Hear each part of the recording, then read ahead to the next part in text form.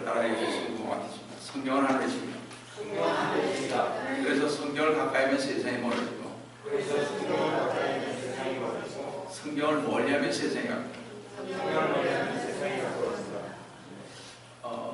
오늘 아침에 그 스트리트 철치에서 하나 일본 이름은 마이클 버스 What is his name? It's 뭐죠? 테스트만이 간증을 했는데요. 그 사람이 한 얘기가 이런 얘기였습니다. 저스틴? 저스틴이 우리 여기로 왔었죠, 그죠? 이 저스틴이 간증을 하는데 많은 사람들은 성경을 이렇게 진리라고 생각하지 않고 진리라고 했나? 출시라고 했으니까요. 그래서 그렇지만 자기는 그렇지 않다 하는 얘기를 이렇게 비슷하게 하면서 가십니다. 많은 사람들은 성경을 잘 모릅니다. 읽으려고 하지도 않습니다. 성경이 윈 목사처럼 정말 하늘의 책이라고 생각도 안 하는 그냥 인간이 썼다 이렇게 생각하는데 그렇게 되면 우리가 여러 가지 문제가 있습니다. 자, 또 그렇고 지금 8월 달입니다. 이제 신약으로 거의 넘어갈 때가 이제 다 돼가는데요. 지금 어디까지 했습니까? 꼭 한독을 하셔서 20년을 다녔으면 20번을 읽으셔야 되고, 그렇죠? 그렇게 안 하시면 여러분이 성경을 자꾸 잊어버려서 모르고 여러분들 성경을 안 읽으면 세상에 가까워집니다. 생각만 하시고 또 읽으시기 바라고요. 오늘도 주님 안에서 여러분과 함께 은혜의 말씀을 나누는 것은 아까 공부했더니 하나님의 말씀인 갈라디아서 2장 1절에서 10절로서 갈라디아서 강의 6번째 사도 바울에 대한 예루살렘 교회의 승리라는 제목으로 이 시간에 우리는 나누려고 합니다. 성도 여러분, 사도 바울은 거짓 교사들에 의해 사도 직분을 공격당하였고 또한 바울 사도가 전한 복까지도 신랄히 비난받았습니다. 또 그들은 바울이 예루살렘 교회의 지도자들에 의해 임명된 사도가 아니므로 신뢰할 수 있는 사람이 아니라고 주장하면서 퍼뜨리고 다녔습니다. 그러나 바울은 하나님께서 친히 임명한 사도였으며 바울의 그 복음의 권위는 예루살렘 교회의 지도자들에 의해서도 입증되었다는 사실입니다. 사도 바울은 회심한 약 3년이 지나서야 제1차 예루살렘을 방문했고 거기서 15일을 보내면서 그의 사도직이 하나님으로부터 온 것이고 사람으로 말미암은 것이 아님을 친히 확인케 되었다는 것입니다. 그리고 그 14년 후에 즉 회심한 지 17년 만에 두 번째로 예루살렘으로 올라가는 장면이 오늘의 말씀입니다. 사실 갈라디아서 2장 1절에서 10절을 알기 위해서는 사도행전 15장의 그 사건을 알아야 이해할 수가 있습니다. 왜냐하면 갈라디아서 2장은 사도행전 15장에 기록된 첫 번째 예루살렘 공회에 관한 기사로 시작됨을 볼 수가 있기 때문에 그렇습니다. 이 회의가 열리게 된 동기는 여러분이 알다시피 모세의 율법과 할례 문제에 관한 논쟁 때문이었습니다. 이 거짓 교사들은 유대로부터 안티오키에 이르러 바울의 은혜의 복음을 반대하면서 이방인들로 할례를 받고 율법을 지켜야 한다고 강력히 주장합니다. 이에 관한 분쟁이 너무 심각해서 안티오키 교회에서는 사도 바울과 바나바와 디도를 예루살렘에 파견하여 장문을 구하기로 하였던 것입니다. 이 안티오키 교회가 나중에 모든 게 중심이 되죠, 그렇죠? 사도 바울 이후에 안티오키 교회를 담당했던 분이 누구십니까? 기억이 안 나요? 사도 요한입니다. 이제 안티오키 교회는 참으로 중요한 것입니다. 예루살렘은 이제 끝났어요. 다 안티오키로 넘어가는 것입니다. 그래서 사도 요한이 뭐라 했으면 주님이 돌아가시면서 사랑하는 제자에게 어머니를 맡겼잖아요. 그래서 어머니를 그가 사도 요한이 오셨죠. 그래서 사도 요한이 예수님의 어머니 마리아가 돌아가시고 나니까 그 다음에서부터 활동을 했습니다. 그래서 사도 요한이 사도행전에 나오지 않는 이유. 그래서 그가 사도 바울이 죽고 베드로 죽고 그 다음에 자기가 예수님의 어머니 마리아가 죽고 난 다음에 안티옥으로 가서 모든 일을 전 교회들을 이렇게 치하기 시작했던 것입니다. 그래서 이 안티옥은 참으로 중요합니다. 그래서 사도 바울과 바나바와 디도를 예루살렘에 파견해 자문을 구한 곳이 바로 안티옥입니다. 첫 번째로 예루살렘 방문의 목적을 보시겠습니다. 갈라디아서 2장 1절을 보시면 그리고 나서 14년 후에 내가 바나바와 함께 다시 예루살렘에 올라가는데 디도도 데리고 간다. 이번에 예루살렘에 올라간 것은 주 예수 그리스도의 지상생애를 알기 위한 것이 아니며 주 예수 그리스도를 영접한 이방인 개종자들의 행동들과 관련된 문제들을 처리하기 위해서 올라갔습니다. 본문 2장 2절 초반절을 보시면 내가 계시를 따라 올라가서 한 것을 볼 때 주님께서 사도 바울을 예루살렘에 보내신 것을 알 수가 있습니다. 주님께서는 사도 바울에게 지혜를 주셔서 먼저 예루살렘 지도자들을 만나 그들이 공적인 모임에서 연합된 모습을 나타낼 수 있도록 한 것을 볼 수가 있습니다. 따라서 교회 안에 있는 성도들도 어떻게 해야 되냐? 하나로 뭉쳐야 하는 것입니다. 어떤 문제가 발생하든 이해하고 돕고 참으며 분란의 소지를 막아서 어떻게 하든 새 신자들이 보기에 교회가 아름답게 보여야 할 것입니다. 이 사도 바울은 계시로 인하여 올라갔을 뿐만 아니라 이방 가운데서 전파한 복음을 그들 앞에 제시하였을 때 유명한 사람들에게 따로 전하는 것은 것입니다. 그들 3명은 예루살렘의 유명한 사람들에게 비밀리에 즉 따로 만났는데 그것은 유대의식에 관한 문제를 논의하기 위해서였습니다. 계시를 따라 올라가서 만나서 논의한 유대의식의 내용은 할례와 모세의 율법 문제인 것을 알 수 있습니다. 왜냐하면 그 문제로 인하여 복음을 전파하는데 어려움이 있었기 때문에 이것을 자문하기 위해서 예루살렘으로 올라간 것입니다. 우리 사도행전 15장 1절을 보시겠습니다. 오늘 사도행전 15장과 갈라디아서 보면서 말씀을 보겠습니다. 15장 1, 2절을 보시면 유대에서 내려온 어떤 사람들이 형제들을 가르치며 말하기를 너희가 모세의 율례에 따라 할례받지 않으면 구원을 받을 수 없노라고 하더라. 그러므로 바울과 바나바 그들 사이에 적지 않은 의견 차이와 논쟁이 일어나니 형제들이 바울과 바나바와 그들 중에서 몇 사람을 더 선정하여 이 문제를 규명하기 위해 예루살렘에 있는 사도들과 장로들에게 올라가도록 하니라.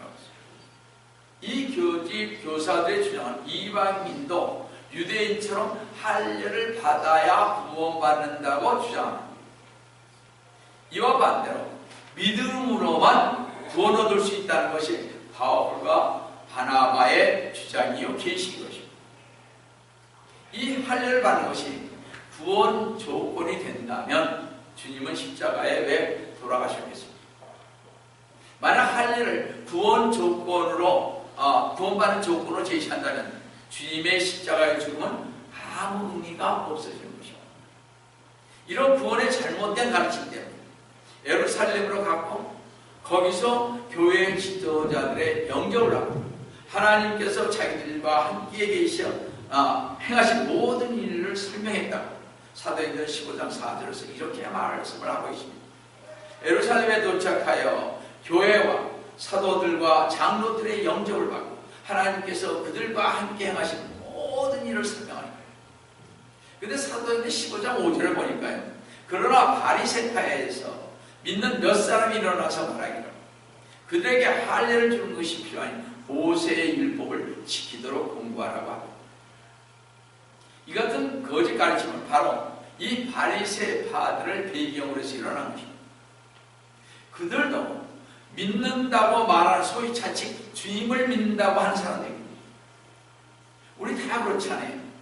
주님을 믿는다고 다 합니다. 그러나 그 그 가운데 잘못 가르치는 우리가 얼마나 많으냐 이런. 그래서 아까 말씀드린 대로 사사로이 해석하지 않는 것이 좋은 것입니다. 모르면 덮어두는 것이 좋아요.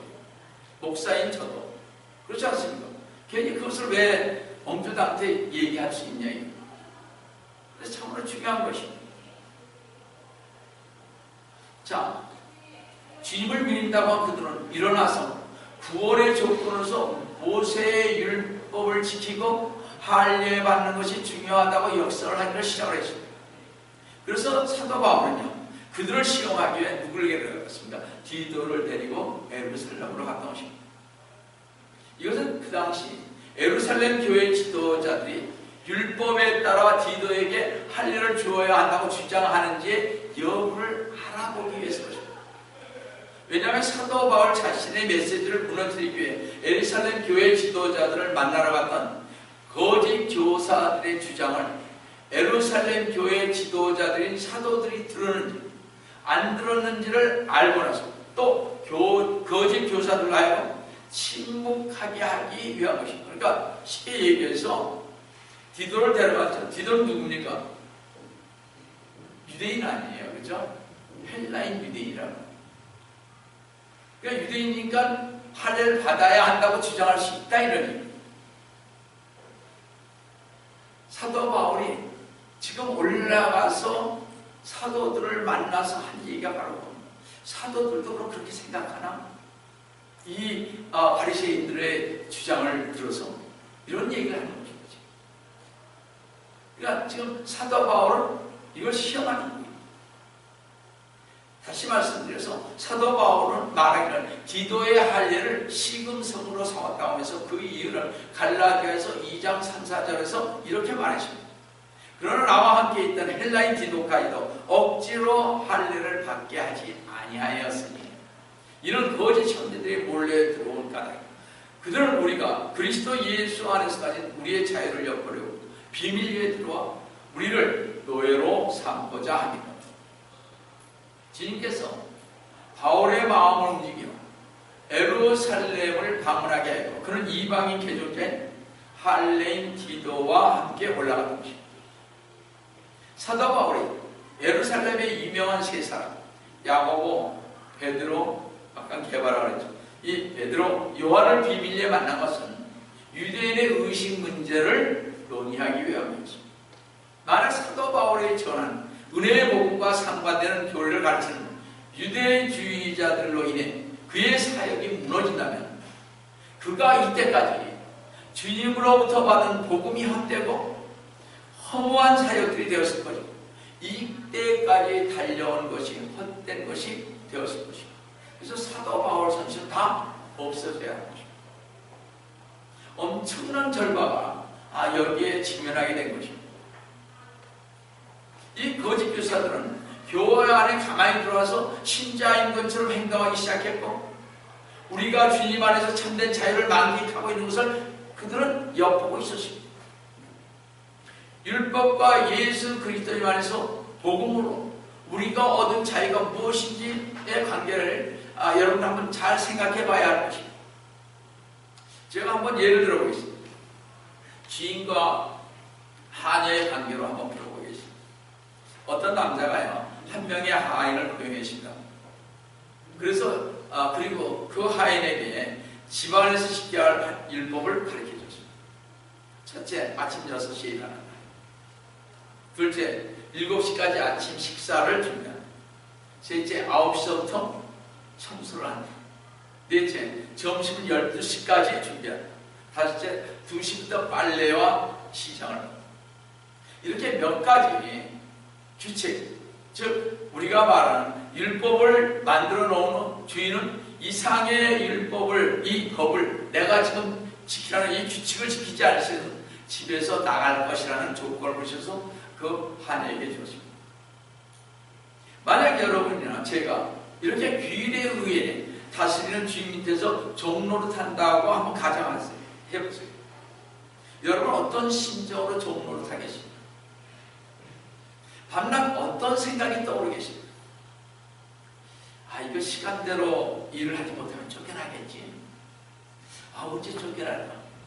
하루에도 아마 걱정을 몇 번씩 할 것입니다.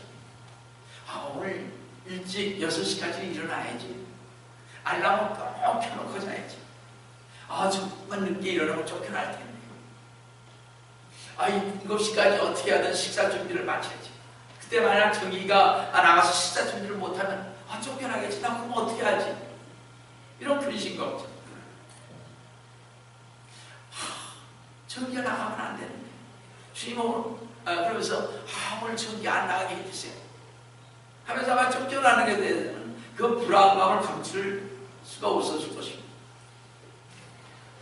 또 만약 내가 나이가 들어 일을 할 힘이 없으면 이것을 지키지 못한다면 쫓겨날 텐데, 이것 때문에 일하면서도 항상 자유가 없어서 아마도 숨이 막힐 지경일 것입니다. 근데요, 그러다가 이 남자 주인과 하녀 사이에 사랑의 감정이 생기기 시작해서 그들은 정식으로 결혼했습니다. 물론 그것은 이 남자 주인이 그 하녀를 놀랍게 사랑한 나머지 긍휼을 베풀어서 아내로 삼은 것입니다. 이제부터 이 여자는 종이 아닌 당당한 주인의 아내가 되었습니다. 종로로 타던 위치에 있던 하녀는 이제 자유로운 아내의 위치에 서게 되었습니다. 그때 만약 이 여자가 이런 태도를 취했다면 어떻게 되겠습니까? 여보, 이제 나는 더 이상 종이 아니라 당신의 부인이죠? 그렇죠? 아니, 남편, 그럼 이제 하인이 아니라 나의 엄연한 부인이지. 그럼 제가 부인이니까 이제 나는 내 마음대로 행동할 거예요. 전에는 제가 6시에 일어나서 아침을 7시까지 준비했는데 이제 당신 알아서 식사를 하세요. 만약 그렇다면 그녀는 중대한 한 가지 실수를 한 것일 것입니다. 그것은 종되었던 자기를 불쌍히 여기고 사랑한 나머지 아내로 삼아준 그 남편의 은혜를 망각한 것이 될 것입니다. 만약 자기가 종되었던 그 처지가 얼마나 비참했던가를 깨닫고 자기를 아내로 삼아준 남편 앞에 참으로 강력한 마음이 있다면 아마도 6시가 아니라 그 전에 일어나 모든 것을 더 전보다 열심히 했을 것입니다. 바로 여기에 성도들이 오해하기 신부, 율법을 지킴으로 우리는 구원받지를 못합니다. 우리는 오직 주 예수 그리스도님의 구속주와 주님으로 믿을 때만 보람을 받습니다. 근데요, 이 여자처럼, 하인처럼 우리가 종이잖아요. 그렇죠? 종되었던 사람들이죠.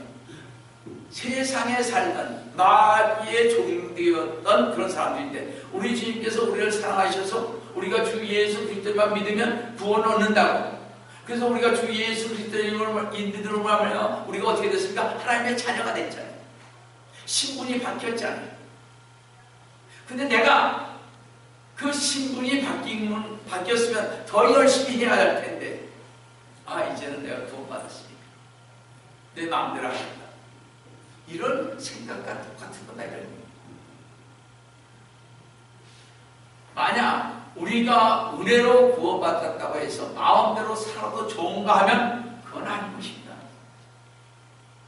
만약 우리 가운데 은혜로 구원받았다는 사실 때문에 하나님의 율법을 헛되이 여기고 자기 마음대로 살아가는 방종의 생활에 빠져있는 사람이 있다면 그런 다음 경우, 두 가지 경우, 한 경우에 속하는 사람일 수밖에 없다는 결론이 나옵니다.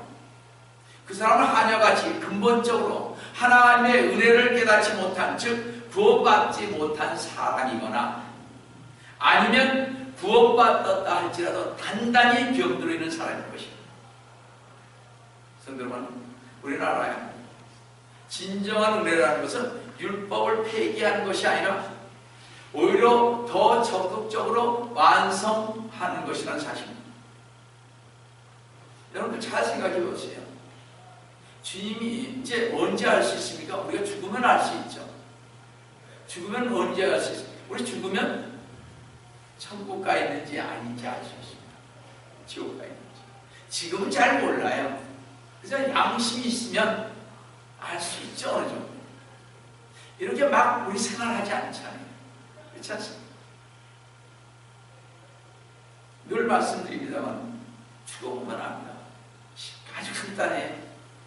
근데 지금 죽지 않았을 때 이런 말씀을 듣고 정신을 차리고 주님 앞에 다가서야죠. 이렇게 해서는 아니 되는 것입니다. 저쪽 교인이 그런다고 해서 우리 교인은 그럴 필요가 없습니다. 저쪽 장로님이 그렇다고 해서 그렇게 할 필요도 없습니다. 저쪽 목사님이 그렇다고 해서 그렇게 할 필요가 없는 것입니다. 왜냐? 그거 따라가면 안 되는 것입니다. 물론 자기가 영적 눈이 열려서 그것이 잘못됐다고 판단되면, 잘했다고 판단되면 따라가는 것도 좋습니다. 항상 그래서 뭘 하셔야 돼요? 여러분들이 주님의 말씀을 보고 기도를 하고 또 주님 안에 엎드리기 위해서 금식도 하고 해야 하는 거죠. 여러분들이 어떻게 생각할지 모르겠습니다. 우리가 분명히 알아야 할 것은 갈라디아서 2장 5절에서요. 이런 하나님과 같은 사람을 향해서 우리가 가져야 할 복음의 태도가 무엇인가를 자세히 가르쳐주고 있습니다. 한번 잠깐 보시겠습니다. 갈라디아서 2장 5절을 보시면 우리가 단 한 시간도 그들에게 거짓 교사에게 복종하지 아니하였던 것은 복음의 진리가 너희와 함께 지속되게 하기 위해서 것입니다. 여기서 사도 바울의 복음에 대한 분명한 결의가 있음을 보게 됩니다. 자, 우리 다시 한번 물어보겠습니다. 복음에 대해서 정확히 정의 내는 것이 어디에 있습니까? 정의 내려 놓은 것이. 복음이란 어디에 있습니까? 고린도전서 15장 3, 4절에 있죠. 이것에 어긋나면 내가 복음이 되는 것이에요. 사도 바울이 전하는 복음. 우리 주 예수 그리스도님께서 십자가에 돌아가시고 장사된 지 3일 만에 부활하셨어요. 그 다음에 올라가실 때 어떻게 돼요? 500명의 사람들에게 보여주셨죠. 근데 그러시면서 다시 오신다고 하시죠. 이런 거 맥락이 있습니다. 이게 복음이에요. 그럼 무조건 사람들은 복음은 오늘 저는 복음만 전합니다. 저 그런 사람들 보면 이상해. 그렇죠? 실질적인 복음이 뭡니까? 그래서 전에 말씀드렸다시피 제가 이제 침례교 목사로서 안수할 때 하는 게 있습니다. 첫째, 제가 제일 먼저 물어보는 것 중에 하나가 성경 몇 번 봤습니까? 성경 안 보는 분은 저는 성도로 취급하는 사람이 아니잖아요. 저희 교회에서도 마찬가지예요. 진짜 취급하고 싶지 않은 것이 바로 그런 사람이에요. 그 다음에 또 하나 뭐예요? 기도하는 기도를 해도 좀 이렇게 성령 안에서 기도하는 분들이 참 없습니다. 성령 안에서 기도한다는 자체를 모릅니다. 이제 그게 큰 일이죠. 여러분들 진짜 주님 안에서 어떻게 가야 하느냐 참 중요합니다. 성령 안에서 기도할 수 있고 그 다음에 요즘 많이 안 하는 게 이제 금식기도. 그렇죠? 금식 기도를 안 하니까 영적으로 눈이 안 떠져요. 기도만 해가지고는 요즘은 참 힘듭니다. 그러니까 제가 늘 말씀드립니다만 언제 알아요? 올라가 보면 끝난다. 내가 주님 앞에 잘 했는지 알아요. 지금 아무것도 몰라요. 그렇죠? 나 자신을 알 수 있습니다. 그러나 많은 사람들이 주 예수 그리스도를 믿는다고 하면서도 엉뚱하게 내가 교회 열심히 다닌 거하고 주 예수 그리스도를 믿고 하는 것은 다른 것입니다. 영적으로 다른 것입니다. 어떤 분들이 충만 받았다고 하는데 충만 받은 것을 간증하라고. 그래서 제가 이렇게 안수 목사님들 시추할 때 항상 물어보는 게 성경 원문이거든요. 기도, 어떤 기도를 어떻게 성경을 어떨 때 신학교 나온 분들이 신학교를 졸업한 거죠. 대여섯 번도 안 보고 목사하겠다라는 거 큰일 아닙니까? 그죠? 성도들도 30번씩 보는데 어느 교회가 우리 교회 한 20번씩 다 봐요. 안 본 사람이 어디 있습니까? 그거 가지고 어떻게 신앙 목사가 되겠다고 그래요. 그런 것이 너무나 엉뚱한 얘기죠. 금식 한 번 안 해보고 무슨 뭘 하겠다고. 금식하려면 성교사로 가야 되는데 가서 그 고생할 텐데 그냥 편안하게 돈 받아서 하려고 생각하니까 금식도 안 하고 가는 거죠. 성교사는 아무나 가는 게 아니잖아요. 이게 복음이 진리를 그들에게 전하려면 그게 지속적인 연관성이 있어야 한다는 거죠. 만약 사도 바울이 디도의 할례의 문제에 있어 양보하였더라면 그것은 갈라디아의 성도들의 믿음을 흔들었을 것입니다. 그러나 사도 바울의 굽히지 않는 진리를 지키려는 이런 뜨거운 열의 때문에 기독교의 영광스러운 복음은 지켜지게 될 수 있었다고 보십니다. 여러분, 복음은요 잘 지키셔야 돼요. 이렇게 말하면 이렇게 흔들리고 저렇게 말하면 흔들리시면 아니게 되는 것입니다. 두 번째로 사도 바울에 대한 예루살렘 교회의 승인을 한번 보겠습니다. 유대주의자들, 즉 거짓 교사들은 예루살렘 교회의 지도자들이 바울을 반대하기를 소망했습니다. 그러나 주님의 수제자인 사도 베드로는 반대는커녕 사도행전 15장 10절 11절에서 이렇게 말했습니다. 그런데 이제 너희가 거짓 교사들 너희가 어찌하여 하나님을 시험하여 우리의 조상이나 우리도 감당할 수 없었던 멍에를 제자들의 목에 걸려고 하는 우리는 주 예수 그리스도님의 은혜로 구원받은 것을 믿으며 그들도 마찬가지니라고 하다. 여기서 사도 베드로는요 참된 복음은 오직 하나뿐이로서 사도 바울이 전파한 복음이고 또한 자신과 다른 사도들이 전파한 것과 동일한 복음이라고 지금 말하고 있는 것입니다. 복음이 달라질 수는 없는 것입니다. 한 성령 안에서 우리는 한 침대를 받아 우리가 하나가 되기 때문에 이게 틀리면 이상한 것입니다. 그렇잖아요.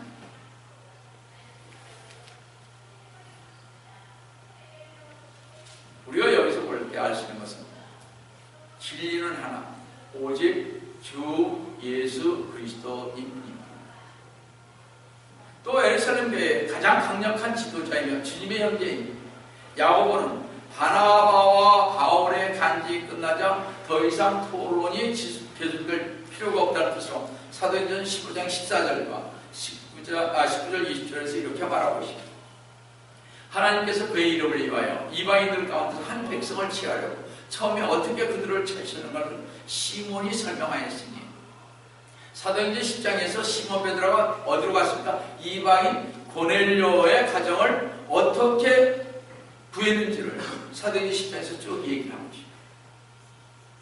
그런 다음에 19절 20절에서요.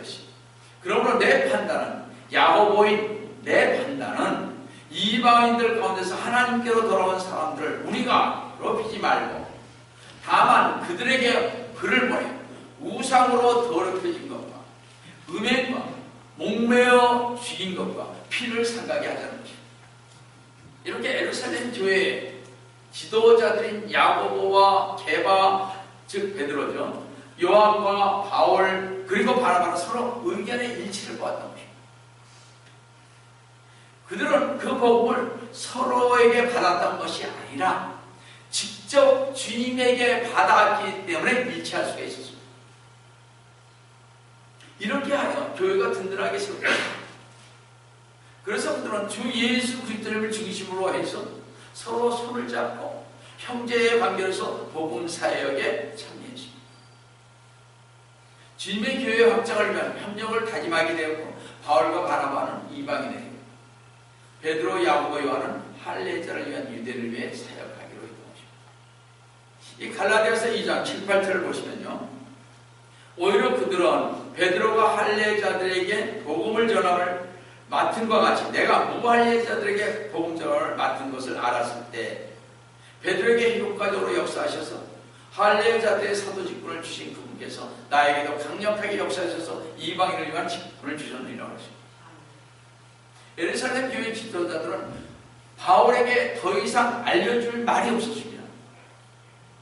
바울은 그들과 같은 동일 선상에서 교회했으며 헤어질 때는 서로 악수를 했다고 했습니다. 그리고 에슬람 교회 지도자들, 즉 기둥같이 쓰임받는 이들이 복음 전파와 함께 구제하는 일을 부탁했다는 것입니다. 여러분 잘 들으셔야 돼요. 갈라디아서 2장 9절 10절 한번 잘 보세요. 기둥같이 여기는 야고보와 게바와 요한도 내게 주신 은혜를 알고서 나와 바람에게 친교의 악수를 하였으니 이는 우리가 이방인들을 가고 그들은 할례자에게 가라. 10절 보세요. 다만 그들이 바라는 것은 우리가 가난한 사람들을 기억해야 되는 것입니다. 이것은 또한 내가 부지런히 행합니다. 사도 바울은요 가난한 사람들 위해서 부지런히 행했다는 것입니다. 그들은 이제 복음 전파에 초점을 두고 교제를 나누며 뭐라고 그랬습니까? 가난한 사람들 위해 일하는 것이었습니다. 우리 마태복음에 나오지 않습니까? 유대인들이 했던 것들 중에 사람의 자선, 부자 아니었습니까? 유대인들이 꼭 해야 할 것이 의무가 있었습니다. 뭐였습니까? 자선. 또 뭐였습니까? 기도, 금식, 그렇죠? 3대 의무. 여기 기도도 안 하고 금식도 안 하니까 그러다 치고요. 우리가 알아야 할 것이 맨 처음에 나온 게 뭐예요? 자선이었어요. 자선. 부지하는 일이 먼저 나옵니다. 우리 성경에 쫙 보세요. 그래서 우리 교회에서 열심히 나가서 스트리트 처치에서 봉사를 하지 않습니까? 좀 감사한 거죠.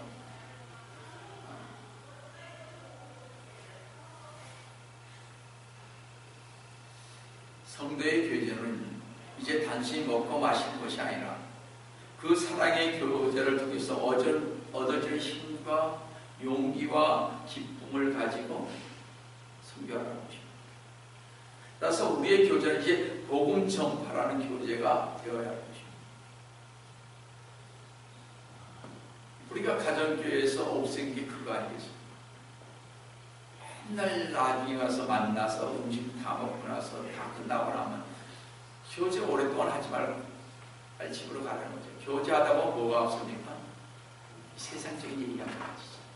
누가 어쩌고 누가 저쩌고 교회 누가 어쩌고 저쩌고 그런 거 하지 못하게 하는 거죠. 그거 좋은 거 아닙니다. 분명히 우리가 알아야 할 것은요, 교제에 있어서 구제를 위한 길이 열렸다는 것입니다. 사실상 구제와 복음 전파인 선교는 나눌 수 없는 선교일 것입니다.